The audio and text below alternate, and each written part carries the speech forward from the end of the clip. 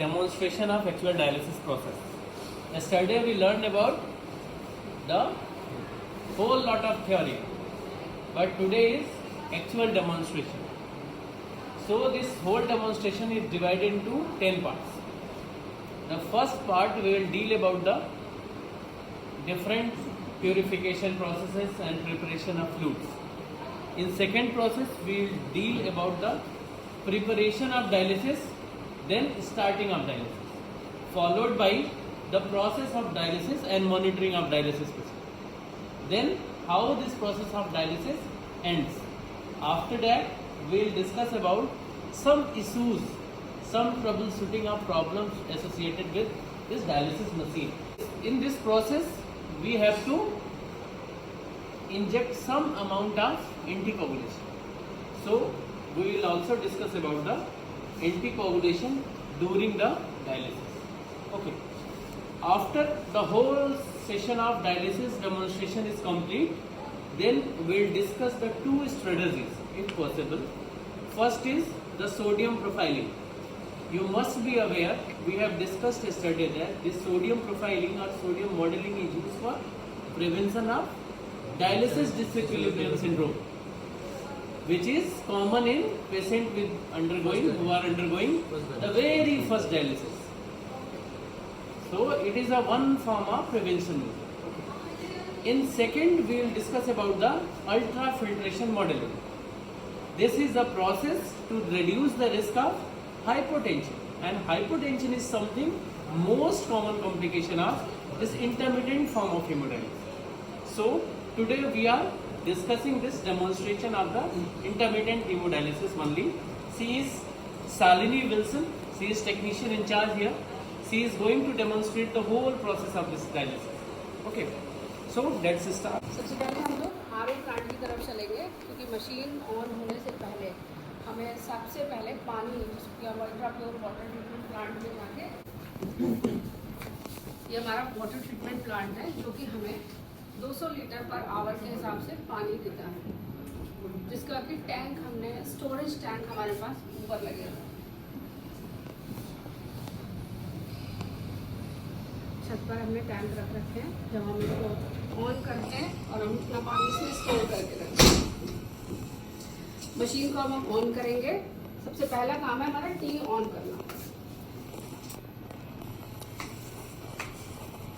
T on किया मैंने, फिर एक मोटर ऑन करूंगी, दूसरी ऑन करूंगी।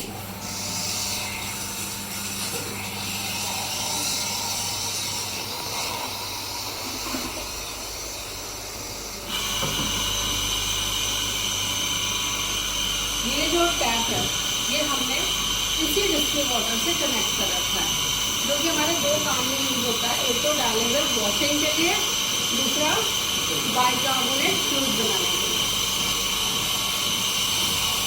ये है डिस्टिल वाटर, जिसको जो हम लोग यूज करते हैं। जब हम ये ऑन कर चुके हैं सारा, अब हमें फ्लूइड बनाना है पेशेंट के लिए, बाइकार्बोनेट, जिसको कि टैबलेट करेंगे। तो सबसे पहले हमारा काम है ग्लव्स पहन के हम वॉश करेंगे। मैं इसमें 10 लीटर फ्लूइड दूंगी।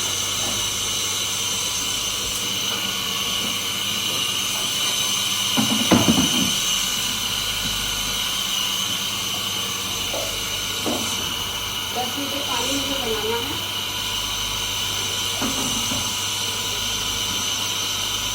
इसको मैं छोड़ देती हूँ 10 मिनट के लिए, तब ये इतना हो जाएगा।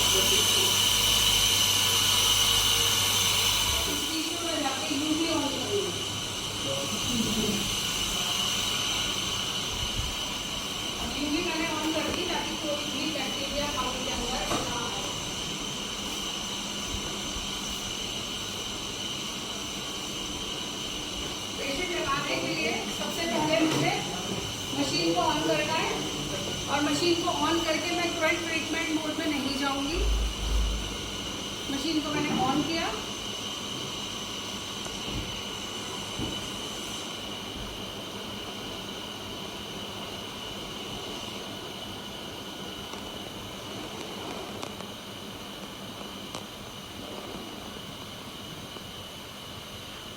Fresenius का 4008 एस मॉडल है ये।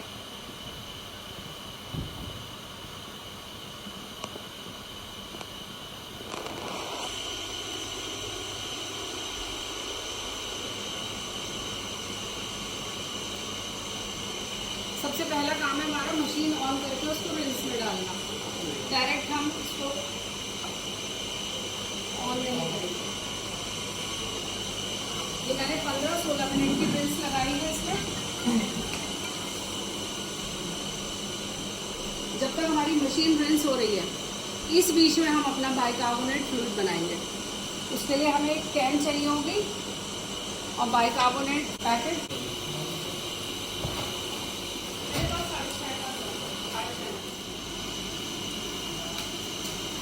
इसमें और ये बाइकार्बोनेट का पैकेट है।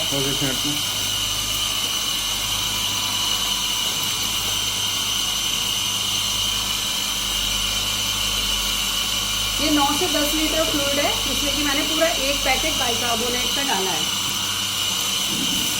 कैन भी मैंने डिस्टिल वाटर से अच्छी तरह धो लिया है। धोने के बाद अब ये जो फ्लूइड है तो मुझे बहुत अच्छी तरीके से मिक्स करना है।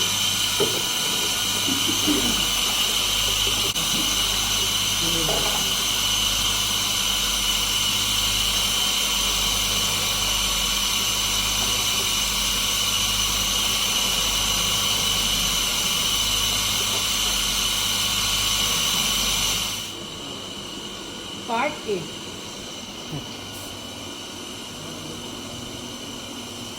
जिसको कि मैंने यहाँ रखा है। ये पार्ट बी बाइकार्बोनेट जो हमने बनाया अभी डिस्टिल वाटर से, ये मैंने यहाँ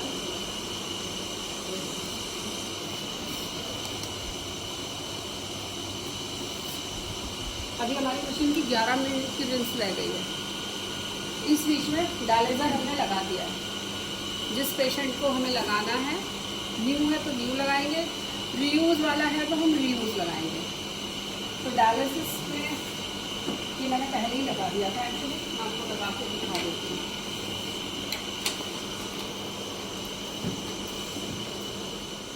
ये इसकी ट्यूबेल्स, रेड वाली आर्टेरियल, ब्लू वाली वीनस। जब हम इसको लगाते हैं तो हम ये ध्यान रखते हैं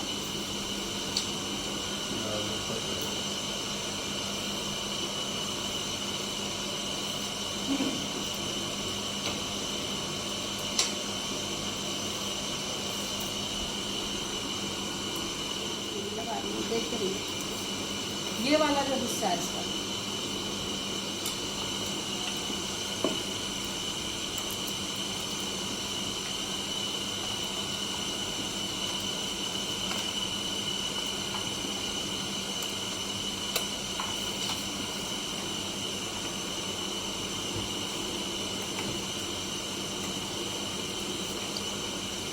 ये भी मैंने ऐसे हैंग कर दिया है। तो प्रोसेस में लाएंगे तब चलाएंगे।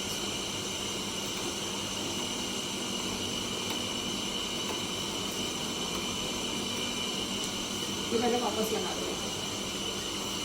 ये हेपारिन इन्फ्यूजन लाइन है, जिससे कि हम हेपारिन देते हैं।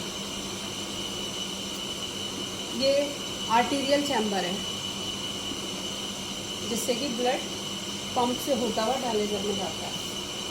फिर डायलिज़र से होता हुआ वीनस चैम्बर में जाता है। ये छोटी छोटी जो आपको ब्लड लाइंस दिख रही हैं, ये सब मशीन से अटैच की जाती है। अभी जब लगाऊंगी तो देख लीजिएगा। ये हेपारिन पंप है जो कि इससे लगता है। ये मशीन जब तक हमारी रिंस में है तब तक हम वेट करेंगे। उसके बाद आरओ का कनेक्शन है ये, जिससे कि मशीन में पानी जाता है। ये पाइप से मशीन में एक फ़िल्टर लगा हुआ है। पानी मशीन में जाने से पहले यहाँ पर ये फ़िल्टर अगर कोई भी इम्प्योरिटी आ रही है तो उसको रोकता है। फिर डाइसेफ लगा हुआ है मशीन के अंदर। पानी की कोई भी अगर गंदगी आकर के मशीन को नुकसान पहुँचाती है तो उससे पहले ये रोक लेता है। ब्लैक वाला जो पाइप है, जो कि ड्रेनेज पाइप है, उसको हमने ड्रेन के लिए लगा रखा है। ये लगा हुआ है। मशीन जो जिस पानी से चल रही है वो ये यहाँ पर ड्रेन हो रहा है। जो कि मशीन में हम लोग यूज़ करते हैं जब भी डायलिसिस लगाते हैं, तो मशीन को डिसइंफेक्ट करने के लिए इसका यूज़ किया जा सकता है। ये रखा हुआ है इसमें। ये 2 कनेक्शन है हमारे पास, जो कि डायलिसेट में जाते हैं। डायलिसेट लेकर के इसमें अटैच करे जाएंगे अभी, एक आर्टीरियल में, एक वीनस में।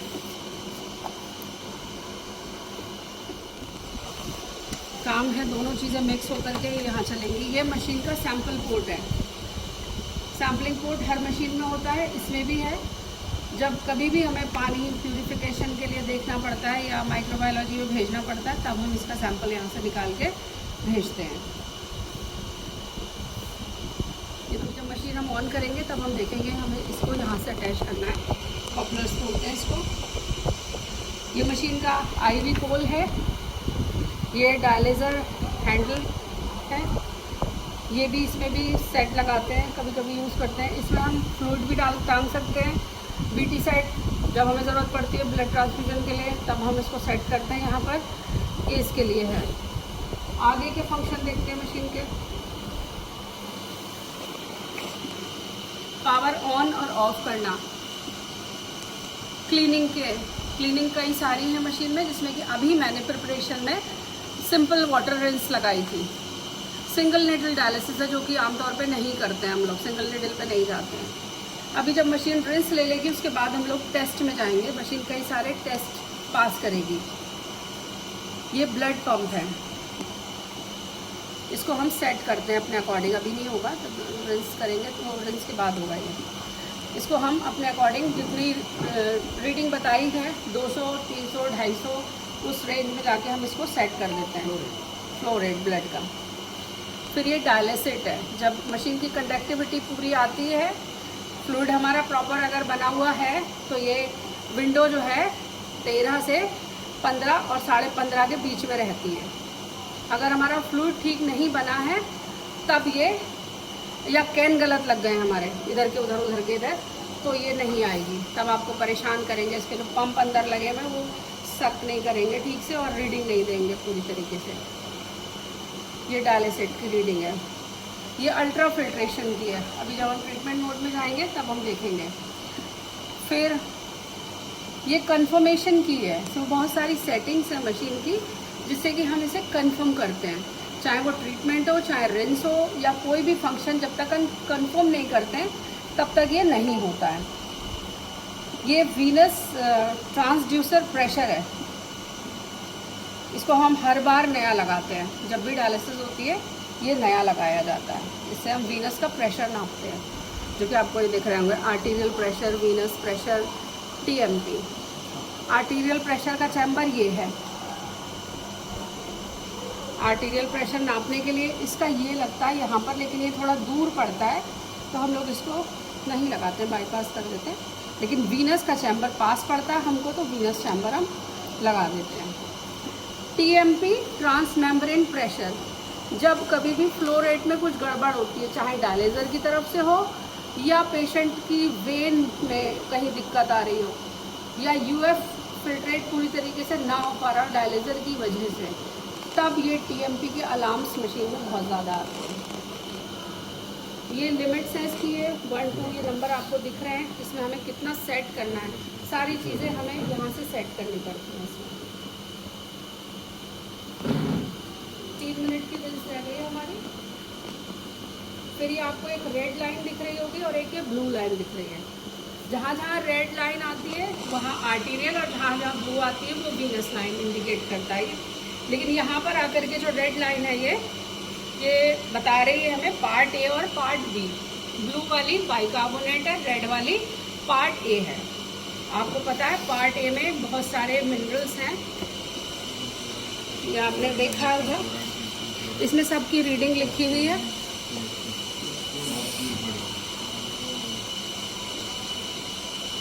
ठीक है, सारे पेशेंट्स में बाइकार्बोनेट ही यूज़ करते हैं पार्ट A, लेकिन जिन पेशेंट्स में पोटेशियम ज़्यादा होता है, तब फिर हमें उसकी कुछ देर के लिए ऑल्टरनेट पोटेशियम फ्री लगानी पड़ सकती है। कभी कभी लगानी पड़ती है, किसी किसी में, सब में नहीं।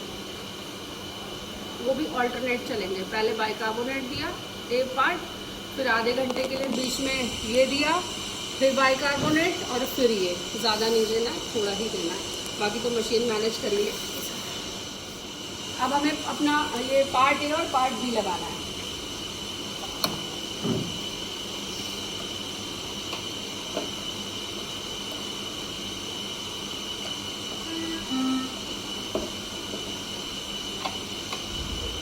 जैसे ही मैंने इसको लगा दिया, अब मशीन बता रही है कि टेस्ट में जाना है।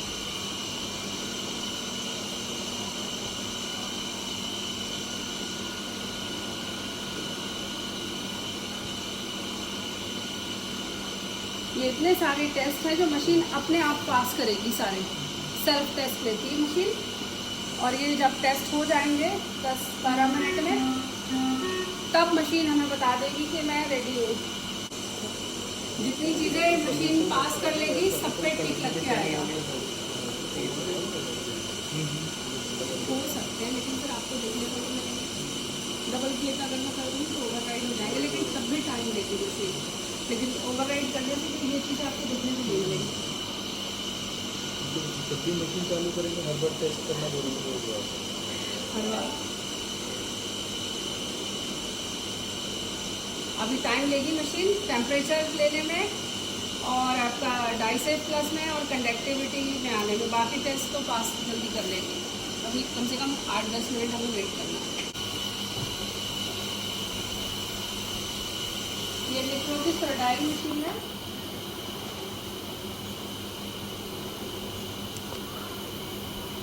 थोड़ा पुराना मॉडल है, जापानीज मशीन है। ये फंक्शन सबके सेम होते हैं, लेकिन थोड़ा थोड़ा सेटिंग में अंतर आता है। जैसा कि पहले भी बताया मैंने, ये पानी से चल रही है तो पानी का कनेक्शन ये है इसका वेट, और ड्रेनेज वाला पाइप ये रहा। मशीन में डिसइंफेक्टेंट एंड एसिड दोनों लगे हुए हैं। जब हम एसिड रिंस करेंगे तो एसिड लेगी मशीन, और जब हम डिसइंफेक्टेंट यूज़ करेंगे तब डिसइंफेक्टेंट अपने आप ले लेगी। हमको ध्यान रखना है कि हमें देना क्या है। इसका पावर पॉइंट है, मशीन को ऑन करने का ये सिस्टम है। और दोनों ही मशीनों में अपनी अपनी बैटरीज हैं। बाई चांस अगर लाइट की कोई इशू होता है तो 20 मिनट 25 मिनट तक बैकअप मशीन ले लेती है, पंप चलता रहेगा। ये रहा कनेक्शन। फिर ये रहा टू डायलेजर, और ये रहा फ्रॉम डायलेजर। जो फ्लूइड जाएगा, जो डायलेजर में जाएगा वो है, और एक जो डायलेजर से निकलेगा वो ये है पाइप्स, जो कि आगे कनेक्शन है इनका।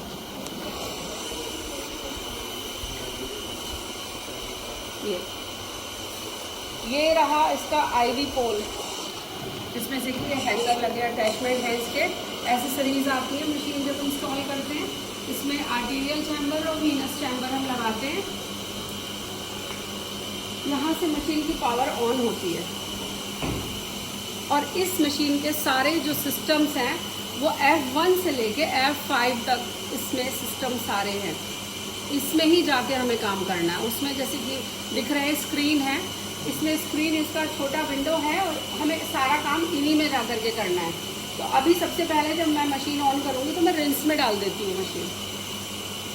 15 मिनट्स की रिंस है, इसको मैं बढ़ा भी सकती हूँ और घटा भी सकती हूँ। ये थी वाटर रिंस। फिर है केमिकल रिंस 2 में, रिंस 2। अगर मुझे केमिकल रिंस में डालना है तो मैं केमिकल में डालूंगी, और फिर वाटर रिंस में डालूंगी। तो मैं वाटर रिंस में डाल देती हूँ। डायलिसिस ऑन करेंगे। फिर जैसा कि पहले भी बताया, फ्लूइड पार्ट ए और पार्ट बी दोनों हमें लगाना है। पार्ट ए पार्ट बी, ठीक। ये इस मशीन का सैंपल पोर्ट है। अगर हमें पानी टेस्टिंग के लिए भेजना है तो ये इसका सैंपल पोर्ट है। ये इस मशीन के कॉपलर्स हैं, जो कि एक लोहे के, ये स्टील का ये है कनेक्शन। इससे हम इसको कनेक्ट कर देते हैं, जिसमें फ्लो बना रहता है इसका। जब हम प्रिपरेशन में डालेंगे तो प्रिपरेशन वाला बटन दबाएंगे, और मशीन जो है पूरी ट्रीटमेंट में जाएगी, पूरे अपने टेस्ट पास करेगी सारे। सेम उस मशीन की तरह इसमें भी वीनस प्रेशर है, डायलिसिस प्रेशर है, आर्टीरियल प्रेशर है एंड कंडक्टिविटी है।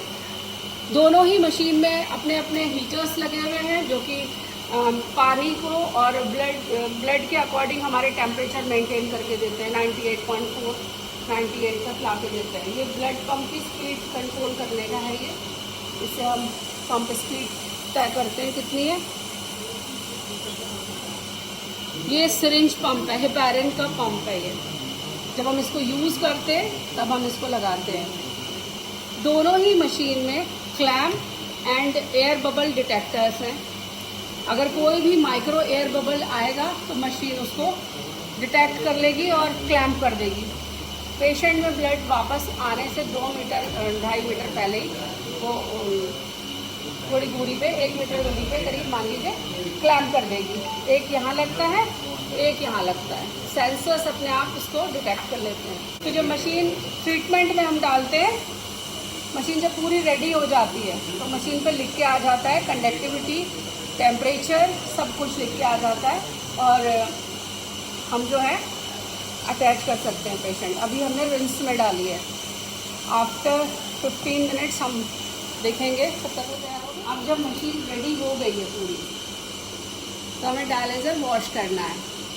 अगर नया डायलिज़र है तब भी हमें आधा पौन लीटर से वॉश करना है और अगर पुराना है तो हम 3 लीटर से वॉश करते हैं। तो ये जो आर्टीरियल और वीनस लाइन है,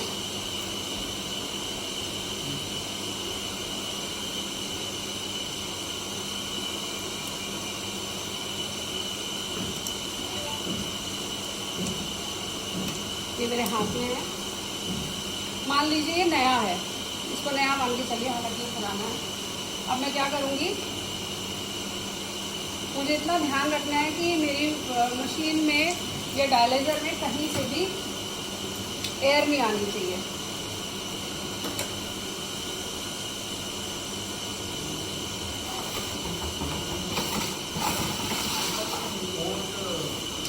जो फ्लूइड है जो मैंने बनाया है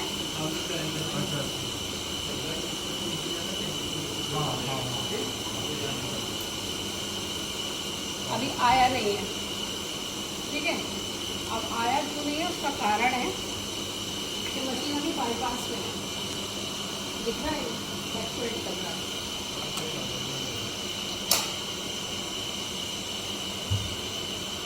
अब मुझे इसको सेट करना है विंडो को, ठीक।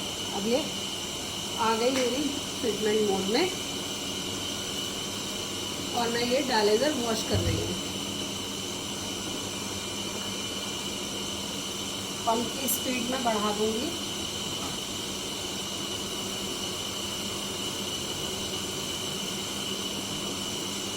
और जितनी भी एयर मशीन में है उसको निकाल दूंगी, ठीक है।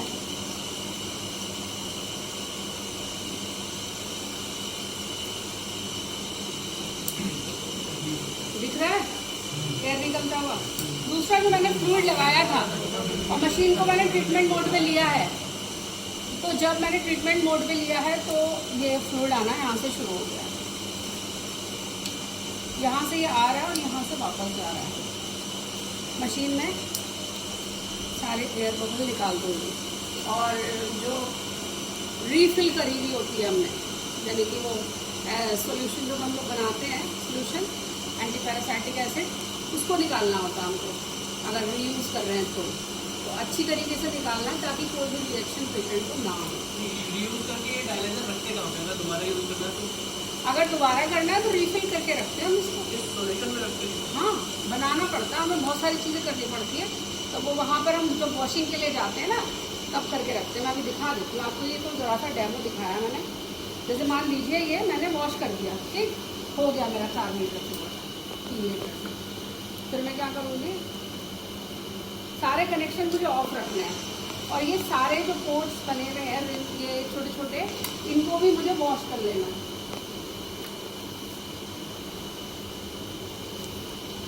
सारी लाइंस वॉश करके रखनी है मुझे, एयर कहीं नहीं होनी चाहिए। और मैं इसको फिर सर्कुलेशन पे लगा दूँगी।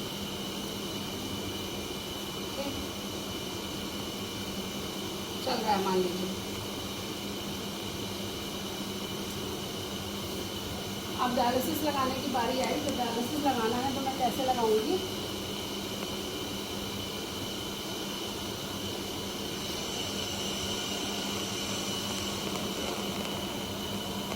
मान लीजिए किसी पेशेंट का मुझे 2 लीटर यूएफ निकालना है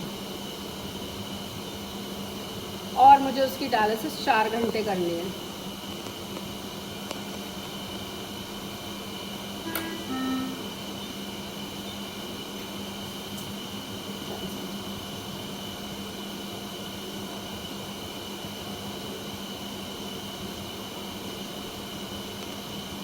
ठीक, ये मैंने ट्रीटमेंट नोट तैयार कर दिया। पेशेंट की डायलिसिस है 4 घंटे की और 2 लीटर यूएफ है, जिसमें से कि 500 ml पर आवर निकलेगा। ठीक, अब हम जाएंगे इसमें। एक कंडक्टिविटी विंडो है हमारी, जिसको हम यहाँ से सेट करेंगे। दूसरा हमारा बाइकार्बोनेट वाला पार्ट। अगर आपको कुछ बढ़ाना या घटाना है तो आप इसमें जा कर के इसको बढ़ा सकते हैं। वैसे आम तौर पे हम इसको टच करते नहीं हैं, क्योंकि अपने आप ही सारी चीज़ें मैनेज हो जाती है डायलिसिस से। इसको रेयर ही कभी यूज़ करना पड़ता है, जब डॉक्टर बोलते हैं तब। और जब भी हम इसको कंफर्म करते हैं, ये ऐसे आता है, उधर से आता है ऊपर से विंडोज़ की नीचे ऐसे ऐसे करके। वैसे मुझे इसमें कुछ करना नहीं है, तो मैं कुछ नहीं करूँगी इसमें। ये रहा इसका पूरा प्रोफाइल, मैंने बना दिया इसको। अब मुझे डायलिसिस पे पेशेंट लेना है, तो मैं पेशेंट की तैयारी करूँगी पूरी। चाहे फीमोरल डालना है, जुगुलर डालना है, या आर्टेरियल वीनस फिस्टुला, जो भी है वो सारा मैंने कर लिया और ट्रीटमेंट प्लान कर लिया। 4 घंटे की dialysis, 2 litre ultra filtration. Saline में लगा के हमेशा रेडी रखूँगी, क्योंकि जब कभी भी अचानक से पेशेंट को हाइपोटेंशन अगर होता है, इससे पहले मैं कुछ करूँ, सबसे पहले सलाइन दूँगी और अल्ट्रा फिल्ट्रेशन तुरंत बंद कर दिया जाएगा। तो सलाइन हमेशा आपके पास ध्यान होना चाहिए। अब ट्रीटमेंट पे लेने के लिए पूरा सब कुछ रेडी है, बस पेशेंट नहीं है हमारे पास। जैसे ही हम ब्लड अटैच करते हैं, ब्लड को लगाते हैं, ट्रीटमेंट मोड पे लाते हैं,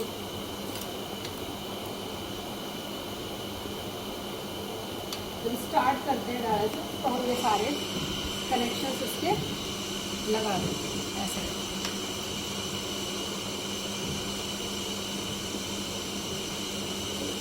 हेपारिन पंप भी लगा देते हैं। हेपारिन पंप अभी कुछ है नहीं, तो हेपारिन पंप ये देखिए नीचे जा रहा है, ऊपर जा रहा है ऐसे। स्टैट में हमें जितना देना है, स्टैंडर्ड डोज तो 5000 यूनिट है ही। अगर किसी को लो मॉलिक्यूलर देना है तो सिंगल डोज यहाँ से जाएगी। डायलिसिस स्टार्ट होते ही पहले हमें इसमें लो मॉलिक्यूलर डाल देना है। और अगर हेपारिन देना है तो हेपारिन वाला ये है, और ये हेपारिन लाइन है हमारी, जिसमें कि हम सिरिंज लगा के यहाँ पर फिट कर देते हैं इसको।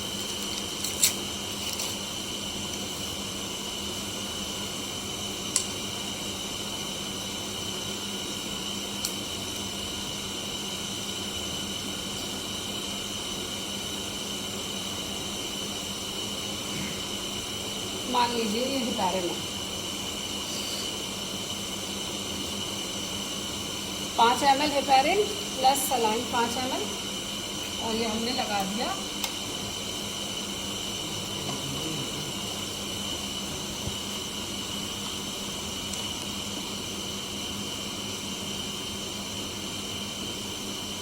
जब आप इसको प्रेस करेंगे तो ये अपने आप ऑटोमेटिकली आ जाएगा। अभी मैंने बाईपास में मशीन डाली थी, तो मैंने ये लगा दिया था। अब मैं ये लगा देती हूँ यहाँ।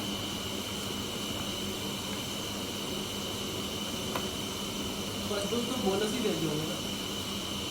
ये रहा, ये मशीन पूरी तैयार है, सिर्फ डायलिसिस लगने की इसमें देर है। जब आप इसको मोड में लेकर के आते हैं और अल्ट्रा फिल्ट्रेशन ऑन करते हैं, तब ये वाली लाइट बंद होकर ग्रीन लाइट जल जाएगी। ठीक है,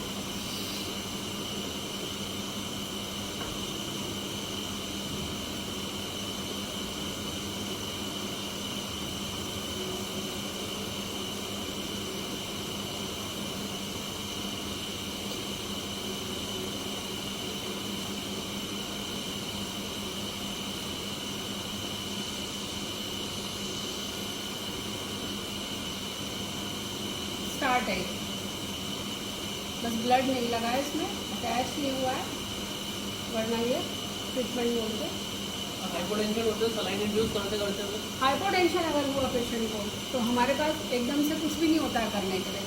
तो ये जो लाइन है हमारे पास, इसी से हम स्टैट में तुरंत सलाइन दे देते हैं।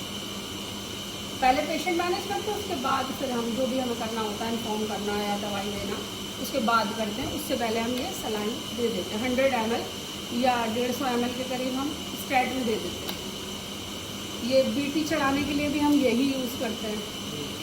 ये कोई फ्लूइड लगना होता है स्पीच में तब ये, या ट्राईवे के द्वारा अगर देना होता है तब ये यूज़ करते हैं।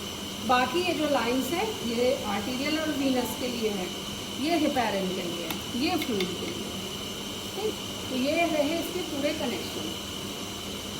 अब जैसे डायलिसिस लग जाएगी फिर डायलिसिस कंप्लीट भी होगी।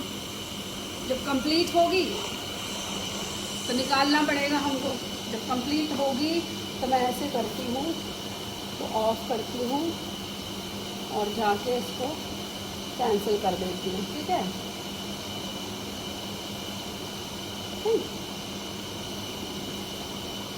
खत्म हो गई,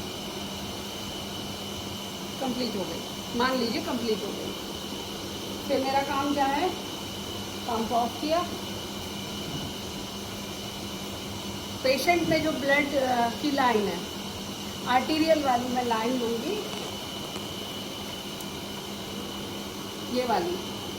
वीनस वाली पेशेंट को लगी रहने दूँगी जहाँ लगी है। फिर मेरा काम है ये कि ये सलाइन ब्लड लाइन में मैंने लगाई और ये पेशेंट में लगा हुआ है, ब्लड वाली लाइन है मान लीजिए। तो मैं क्या करूँगी, पूरा ब्लड मुझे रिटर्न करना है और करीब करीब 100 ml सलाइन से ब्लड वापस चला जाएगा। उसके बाद अगर आप एक्स्ट्रा देंगे तो ओवरलोडेड होगा पेशेंट। ज़रूरत है अगर डिहाइड्रेटेड है तो देना, अदरवाइज़ 100 ml में हो जाएगा। तब मैं क्या करूँगी, रिटर्न कर दूँगी पेशेंट ऐसे।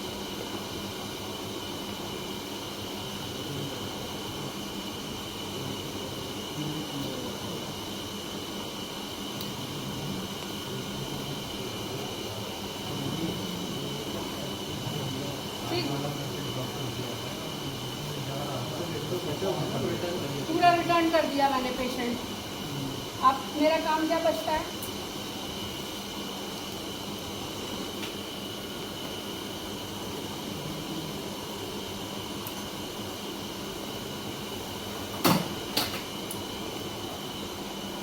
मैं इसमें लगाऊंगी कनेक्शन जहाँ से मैंने लिए थे डायलिसिस कंप्लीट होने के बाद।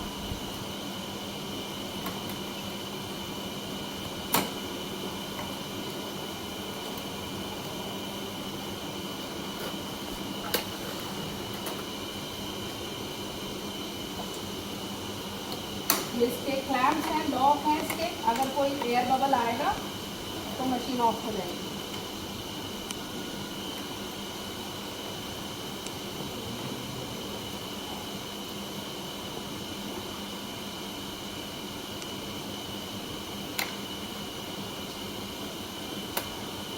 पेशेंट लगा के मैंने निकाला है, पहले मैंने प्लेन रिंग दी थी क्योंकि पेशेंट लगा नहीं था।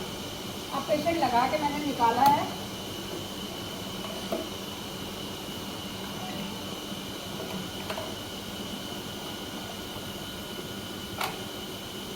ठीक है,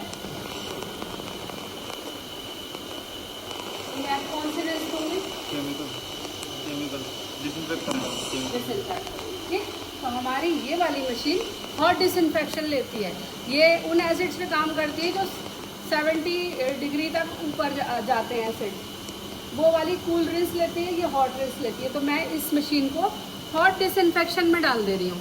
ठीक है, क्योंकि पेशेंट मैंने लगाया है। अब ये मशीन जो है ये वाली फ्रोजीनियस की, ये बॉइलिंग तक आ जाता है, इसका टेम्परेचर 90 डिग्री तक ये गर्म कर लेती है हीटर से पानी। थोड़ी देर में आप अगर आप इसको टच करेंगे तो ये बहुत गर्म होती है मशीन।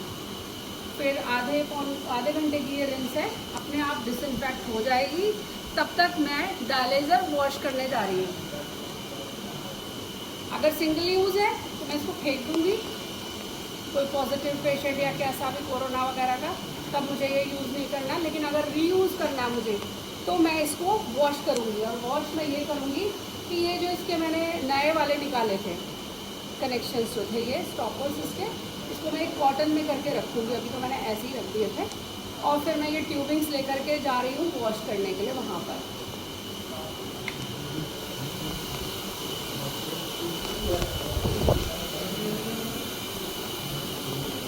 ठीक, जब मैं ये वॉश करूँगी तो आरओ प्लांट ऑन होना चाहिए। जब ऑन होगा तभी इसमें पानी आएगा। इस पानी से 2 काम किए हमने, 3 काम है बल्कि। एक तो ये पानी ऊपर स्टोर हो रहा है, दूसरा इस पानी से मैंने बाइकार्बोनेट बनाया, तीसरा इसी पानी से मैं ये डिस्टिल वाटर से ये वॉश करने जा रही हूँ। इसके लिए बिल्कुल भी हमें प्लेन वाटर यूज़ नहीं करना, वरना इसमें फंगस आ जाएगी और पेशेंट को रिएक्शन होंगे। अब मैं क्या कर रही हूँ, उसको वॉश करने के लिए लगाऊंगी, जो कि थोड़ा सा आपको टिपिकल लग सकता है। ये जो कनेक्शन है, क्योंकि डायलिसिस में कोई भी चीज़ फिक्स नहीं आती है ट्यूबिंग्स में, तो हम इन्हीं ट्यूबिंग्स का इस्तेमाल करते हैं।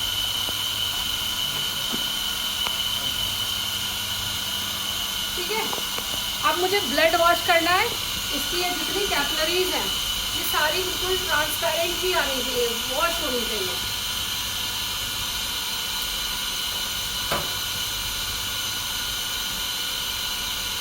और मैं इसको ले जाकर खोल दूँगी और सारे कनेक्शन खोल दूँगी इसकी।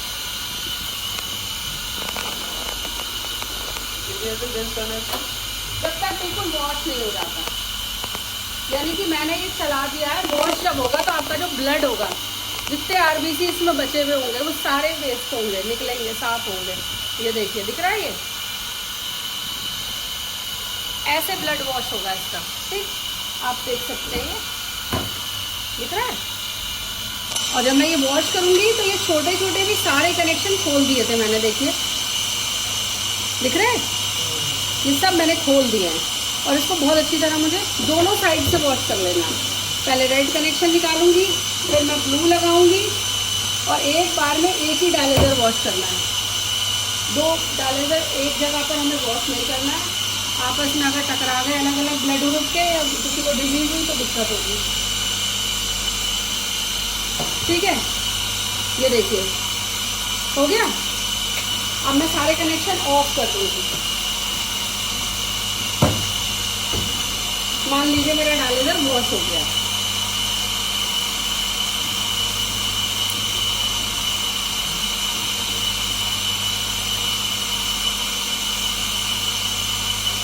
अब वापस रेड वाला रेड में, ब्लू वाला ब्लू में मैंने लगाया, देखिए लगा दिया। और डायलेजर मैंने रख दिया वॉश करने के लिए। और वॉशिंग के टाइम पे भी ध्यान रखना है, कोई गंदी चीज़ यहाँ ना पड़ी। आप जैसे साफ तो कर रहे हैं वैसे कर लें। अब मुझे क्या करना है, इसको रिफिल करके रखना है।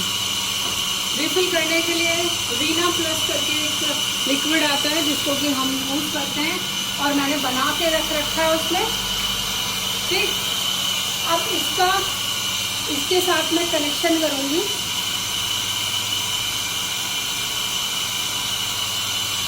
ठीक, अब आप देख सकते हैं कि जो मैंने डायलेजर वॉश करने के लिए लगाया है, अब इसमें वो लिक्विड भरना शुरू हो रहा है। जो डिस्टिल वाटर था वो निकल रहा है, और जो फ्लूइड मैं उसमें से ले रही हूँ वो ड्रेन होके इसमें आ रहा है। ठीक,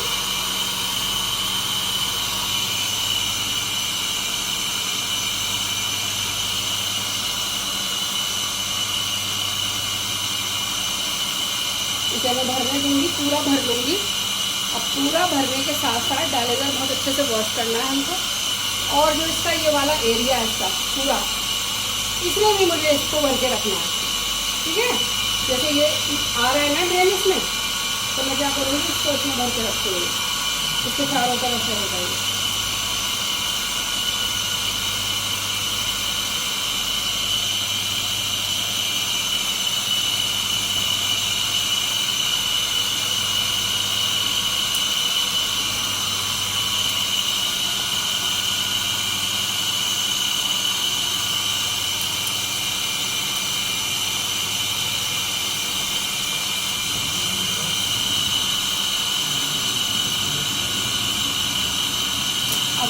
डायलिसिस मैंने रीयूज के लिए रिफिल करके रखा है। उसके पेशेंट का नाम है, एज है, डेट पड़ी हुई है। ये तो पुराना है बट CR नंबर वगैरह सब लिख करके रख के हम क्या करते हैं, इसको रीयूज के लिए अपना काम चला लेते हैं। जब पेशेंट आएगी इस नाम की तब हम इसको यूज़ करेंगे और 4 बार, 1 से 4 बार तक हम यूज़ करते हैं अगर हमारा डालेगा ठीक है तो, वरना नया मंगाते हैं या रीयूज नहीं करेंगे। गलत अगर डालेगा ख़राब होगा ठीक। तो यहाँ पे अभी लाइन नहीं है बट अभी लाइन सबने देख ली नहीं, तो उसमें जो यहाँ डायलाइजर लगा था उसमें एक आर्टीरियल लाइन थी और एक वेनस लाइन थी नहीं। तो जो आर्टीरियल लाइन था, अच्छा artery vein is same concept कि ब्लड किधर जा रहा है, पेशेंट की तरफ जा रहा है या पेशेंट से आ रहा है ना। तो वहाँ पे क्या था, एक ट्रांसड्यूसर था प्री पंप वाले में। अगर ये पंप ब्लड को स्क्वीज करके आगे बढ़ा रहा है तो इस लाइन में प्रेशर हम क्या एक्सपेक्ट कर रहे हैं, निगेटिव। तो नॉर्मली जो प्रेशर 1 होगा प्री पंप लाइन में वो निगेटिव होगा। अब इस लाइन से रिलेटेड 2 इश्यूज हो सकते हैं मेजर।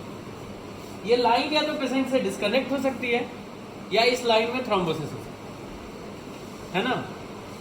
अगर थ्रोम्बोसिस होगी तो क्या एक्सपेक्ट कर रहे हैं आप, प्रेशर बढ़ेगा कि कम होगा? बढ़ेगा मतलब इट बिकम मोर निगेटिव और इट बिकम पॉजिटिव। पॉजिटिव की तरफ नेगेटिव से हाँ, इट बिकम रिलेटिवली थ्रोम्बोसिस को तुम अब मान लो कि ये ब्लॉक हो गई लाइन, अगर ये ब्लॉक हो जाएगा ना तो प्रेशर बढ़ जाएगा ना। अगर इसको लाइन को ब्लॉक कर दोगे पंप तो अपना चलता रहेगा, तो ये इसके अंदर प्रेशर और निगेटिव हो जाएगा है ना।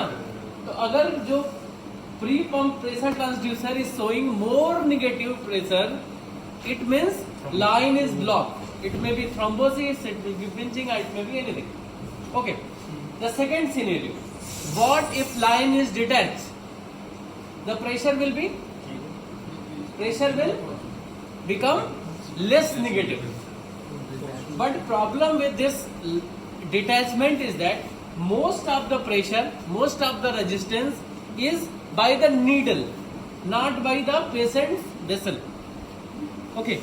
So, in spite that this needle is detached from the patient, the needle is still there.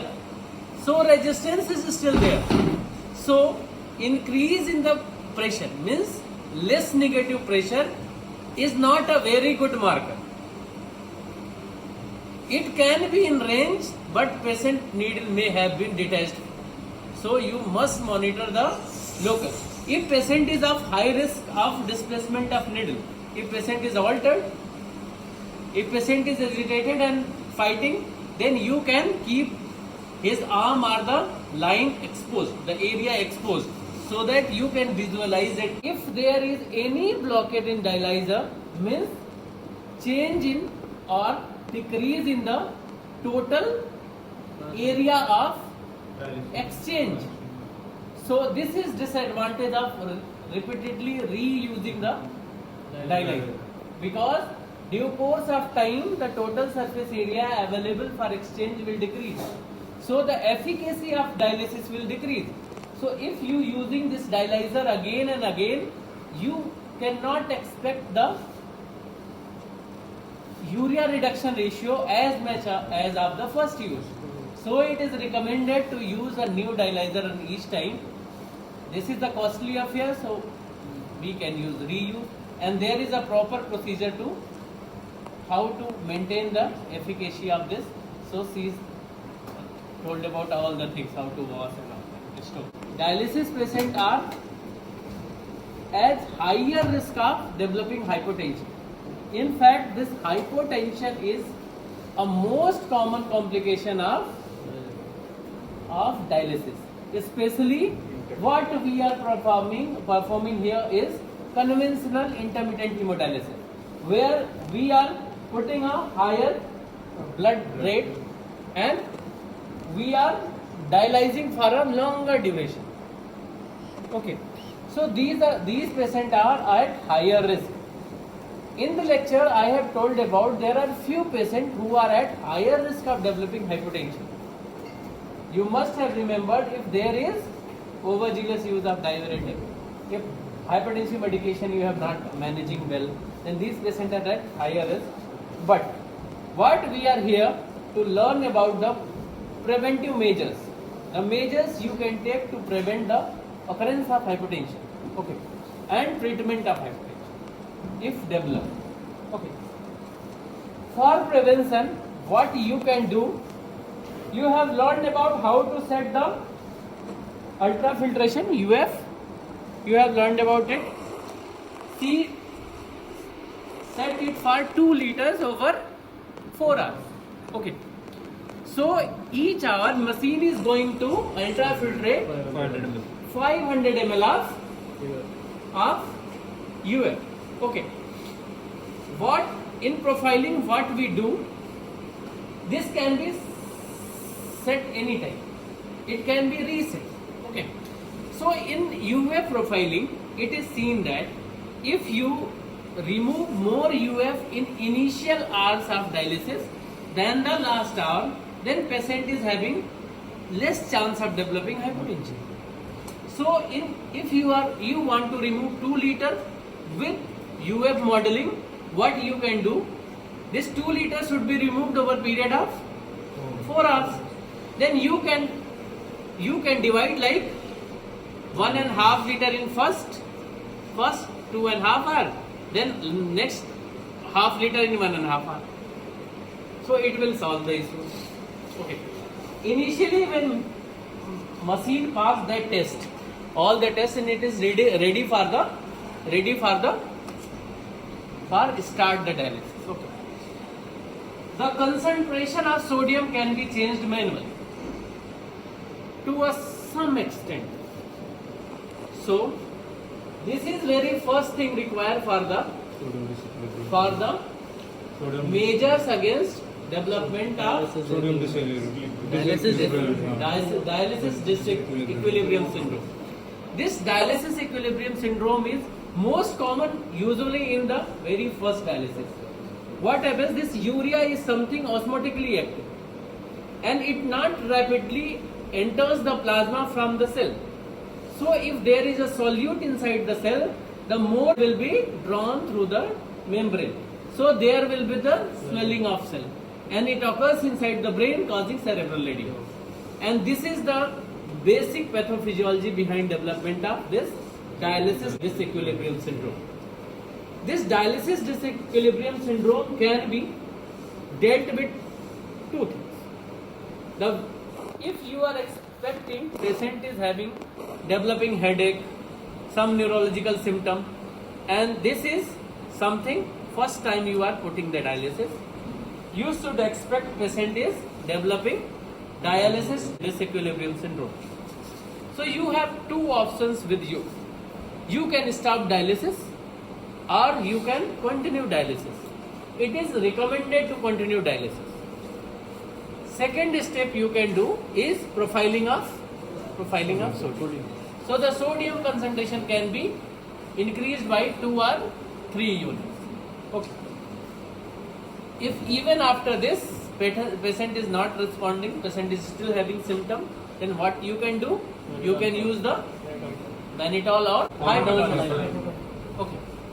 For treatment of hypertension, it was very simple. The first you should give bolus NS, normal saline. You can use 100 ml, 250 ml depending upon the patient profile. So this hypertension thing you should must keep in mind. But this dialysis disequilibrium is something rare, something usually not happens, especially when the dose of dialysis is very adequate.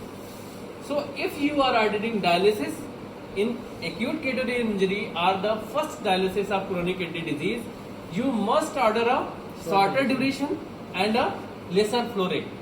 Usually our target is to achieve urea reduction ratio of 70% or more than 70%.